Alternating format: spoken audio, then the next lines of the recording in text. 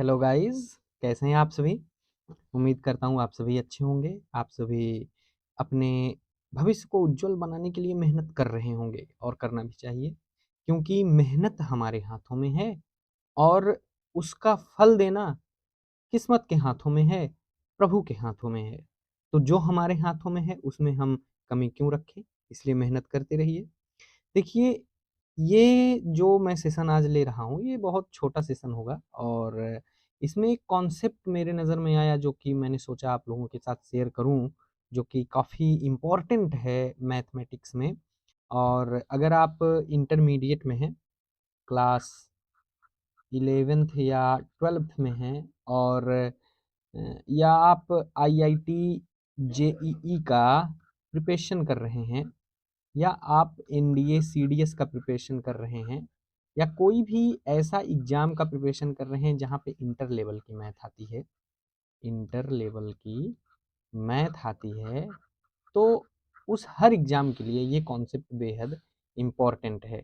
तो आइए देखते हैं ये कौन सा मेथड है। इस मेथड का नाम है, इस कॉन्सेप्ट का नाम है न्यूटन्स आइडेंटिटी। उम्मीद करता हूँ कि आप इससे परिचित होंगे।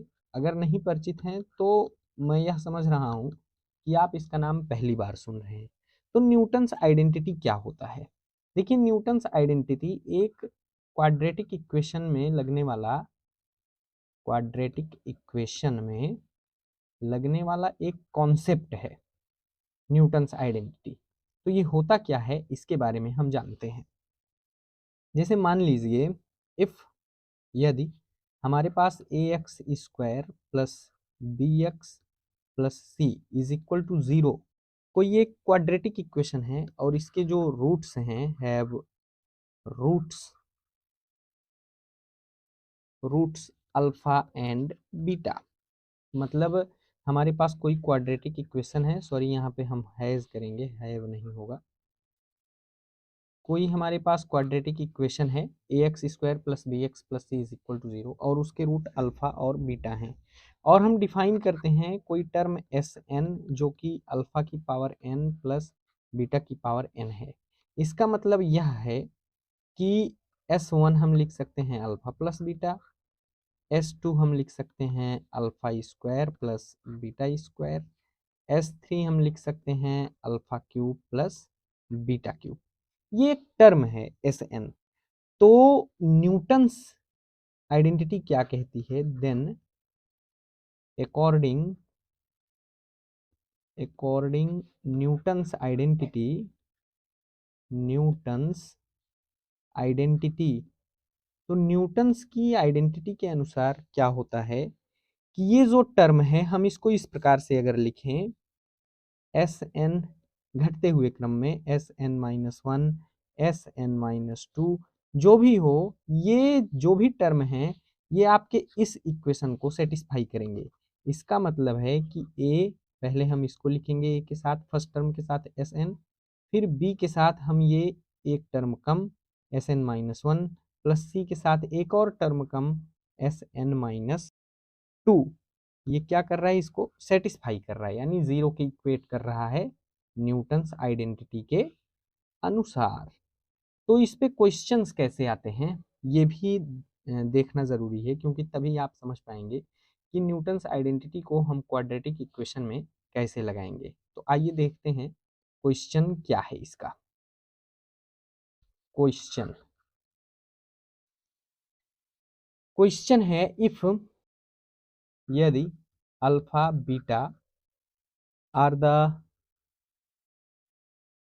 The roots of the equation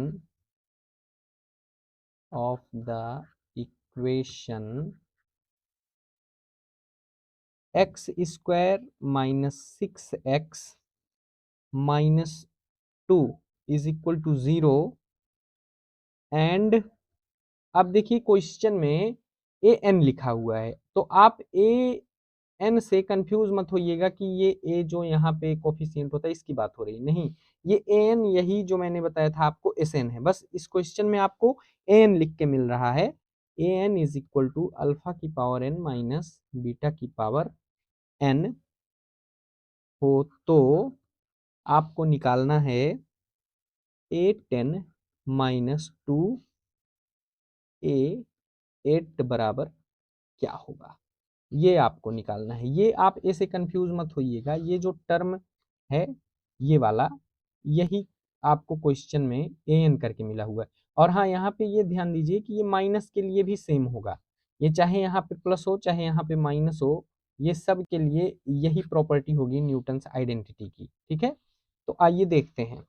देखिए अब एस एन को, या यहाँ पे ए एन बोल रहा है, तो इसको हम क्या जानते हैं, alpha n minus beta n है ना। देखिए अब आपको इसमें देखना है कि इसमें जो आपसे पूछ रहा है उसमें सबसे बड़ी संख्या कौन सी है, 10। सबसे बड़ी संख्या कौन सी है, 10 है इसमें, है ना। तो हम 10 को सबसे बड़ा मान के चलेंगे और उसी हिसाब से हम इस क्वेश्चन में न्यूटन्स की आइडेंटिटी को लगाएंगे। तो अगर यहाँ पे कोफिशिएंट 1 है तो 1 के साथ अगर एस एन लिखें यानी A10 लिखें, है ना, -6 के साथ यहाँ पे, अब इससे एक कम क्या आ जाएगा, A9, माइनस यहाँ पे 2 के साथ इससे एक कम क्या आ जाएगा, 8, और ये क्या करता है, सेटिस्फाई करता है। तो ये आ गया A10 minus 6A9 minus 2A8 is equal to 0।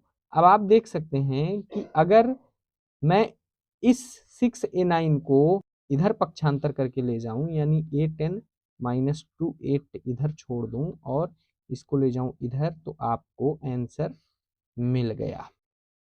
आपसे यही पूछा था A10 माइनस 2A8 बराबर क्या होगा, तो ये आपका आंसर आ गया, है ना, ये आपका आंसर हो गया। और ये हमने किस मेथड से लगाया, न्यूटन्स आइडेंटिटी मेथड से, आइडेंटिटी मेथड से।